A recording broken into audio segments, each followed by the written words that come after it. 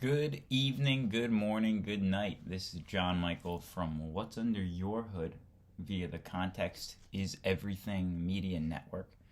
And we're reading a textbook from 2001, World History. We're going through it step by step here. I'm on Section 1, Chapter 1, Unit 2. Question from yesterday was from Unit 1. And it was how or what do burial customs suggest about the beliefs of the early people? And now let me just give you a little bit of context. When I'm looking straight, the way I'm looking right now, I'm looking at myself in a screen. When I look over here, I'm looking at you. Context is Everything Media Network. This is What's Under Your Hood with John Michael Monroy. We're reading a 2001 published world history textbook. See what's up. Chapter 1, Unit 1, Section 2. Question from yesterday, Section 1. What do the burial customs suggest about the beliefs of the early peoples? Well, let me read you the direct quote that I'm pulling my answer from, but I'll tell you what I believe too. So, I'm going back one page under the headline, Early Religious Beliefs, over here. I'm going to read the last paragraph. Final paragraph. Towards the end of the Old Stone Age, some people began burying their dead with great care. This practice suggests a belief in life after death. They'd bury them with their weapons, they'd bury them with their clothes. And so I can see where you draw that conclusion. But it is a conclusion that is being drawn based off of limited evidence, and I think that it's a fair conclusion to draw.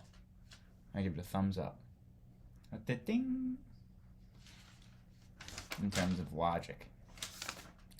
I'm not the most logical person, so I shouldn't really talk. Okay, that was actually Section 2.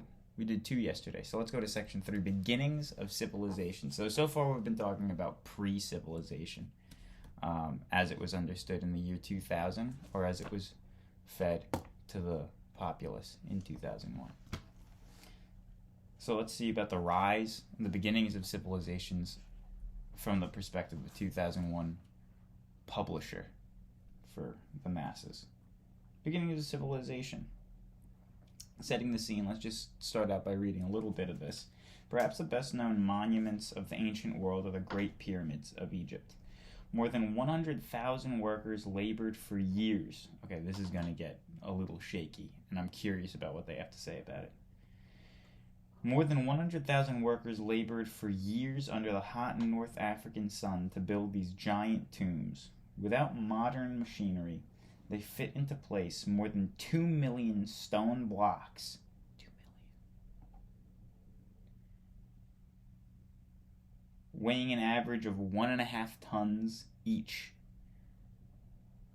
Sounds like a difficult thing for humans to do with muscle. Pyramid building required a society more highly organized and technologically advanced than the Neolithic farming villages. Takes probably a little bit of a society about as advanced as we are today, realistically. 100 years ago, we probably had a real hard time building the Pyramid of Giza. Today, I think we could do it. I think we'd have a hard time with it, but I think we could do it. 100 years ago? Yikes. Well, they were doing this a while ago. And what is now modern day Cairo. Cairo is where the pyramids are. If you have a minute and you have Microsoft Flight Simulator, I suggest highly, actually, just take a flight. Just get a little prop plane, a little, what do you call them, Restuvo? What are they called?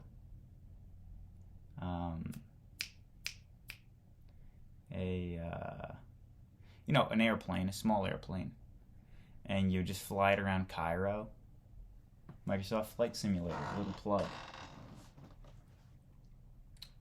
So they're telling us that this was built by 100,000 people. I don't know if I believe that. But who am I to say I wasn't there? They might have just pulled it up with ropes and big ramps that are bigger than the pyramids themselves. The ramp would have to be bigger than the pyramid. The ramp that they brought up the stones with would have to be bigger than the pyramid. If they used a ramp. But what do I know? Okay, River Valley civilizations, naturally, they're going to talk about how rivers are going to be hotbeds for civilization because people have sustenance. And animals go there so they can get more sustenance from meat and water. And life is water. That's a little bit of simplification there. Tigris, Euphrates, all that, Egypt. Features of civilization. Let's read a definition here. How did civilizations differ from smaller farming societies? What did the early civilizations that rose in different parts of the globe have in common? Historians distinguish 8 basic features found in most early civilizations. These 8 features are 1. Cities. 2. Well-organized central governments. 3. Complex religions. 4. Specialization in job. Or as it says here in the book, job specialization. Social classes, arts and architecture, public works, and writing. So these are the characteristics that they're saying make up a civilization. So I'm a little bigoted to me. A little bigoted. Not really inclusive language. Sorry.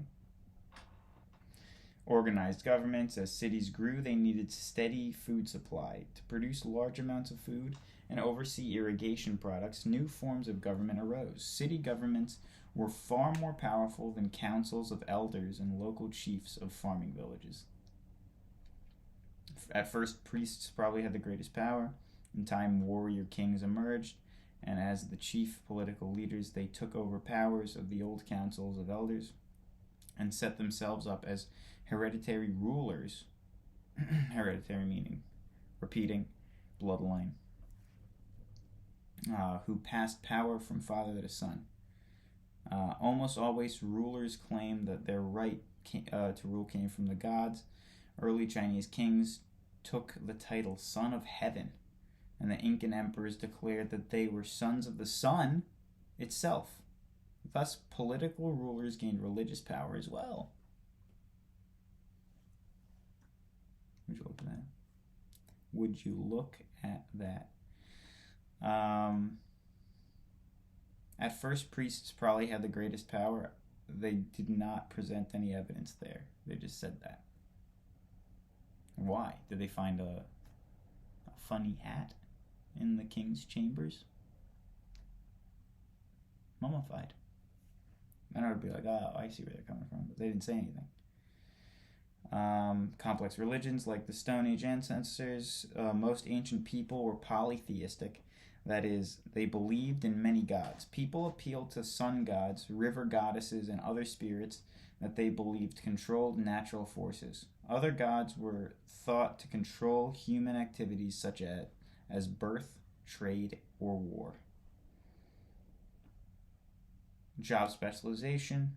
The lives of city dwellers differed from those of their Stone Age ancestors. Urban people developed so many new crafts that a single individual could no longer master all the skills needed to make tools, weapons, or other goods. For the first time, individuals began specializing in certain jobs. Some became artisans.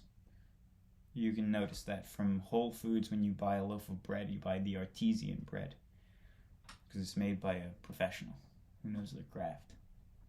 And this is our vocabulary. We're here highlighted in blue, as you would remember if you did your homework for history class at any time in your life. And this is not a criticism if you didn't. But it does teach a good work ethic to get your homework done, so I suggest it. Some became artisans, or skilled craft workers, who made pottery or finely carved woven goods. Oh, finely carved or woven goods. Yeah, whatever. I see what you're saying. Copper tin, yada yada yada, blacksmith, got it. Glass maker, a shoemaker, right. Social classes, cities are getting more complex. People were ranked according to their job title. Such rankings led to growth of social classes. Priests and nobles usually occupy the top level, yada yada yada. Arts and architecture. The arts and architecture of ancient civilizations expressed the beliefs and values of the people who created them.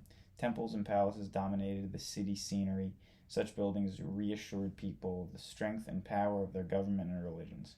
If you have time to make beautiful art, you have time to rule a nation, I suppose.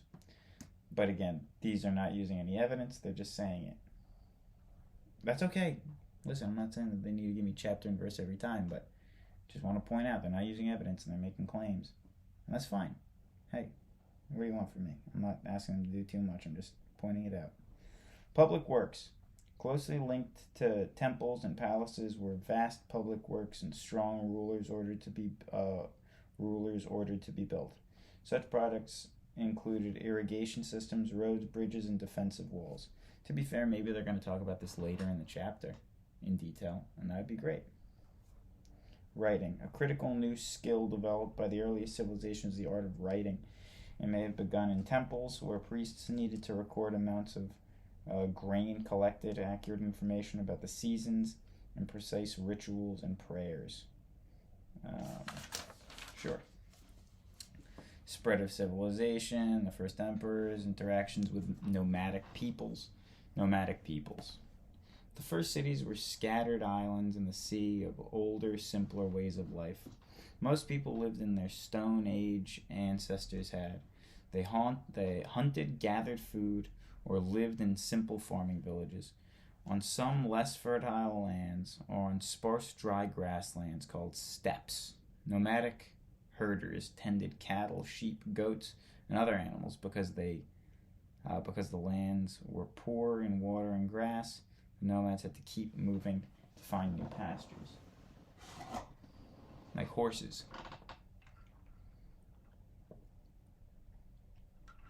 They eat the grass and they gotta go somewhere else. Something like that. That's how coffee was invented also. Maybe not nomadic, but goat herders were herding goats in, I believe, Africa, North Africa, I believe. You could quote me on that. Not quote me on that. And one of the goats ate like a cascara berry, and they were getting excited, hyped up. And so the farmer, as legend has it, said, this goat got a jolt of energy from eating the cascara bean, or berry, and said, what if I put it in a French press and boil water and pour it over and let it steep for 3 minutes? And he said, yeah. Civilizations and change. Environmental changes. I'm curious about what they have to say about environmental changes in 2001. And this is not a political statement. I'm just curious about what the public was being told. Just a curiosity. Environmental changes. Like their Stone Age ancestors, and remember, this book was published in 2001. Environmental changes, like their Stone Age ancestors, people of early civilizations depended heavily on physical environment. They needed rain and fertile soil to produce crops. Resources such as stone, timber, or metals were also essential. Changes in the environment could have an immediate impact on people's lives. At times, sudden drastic events devastated a community.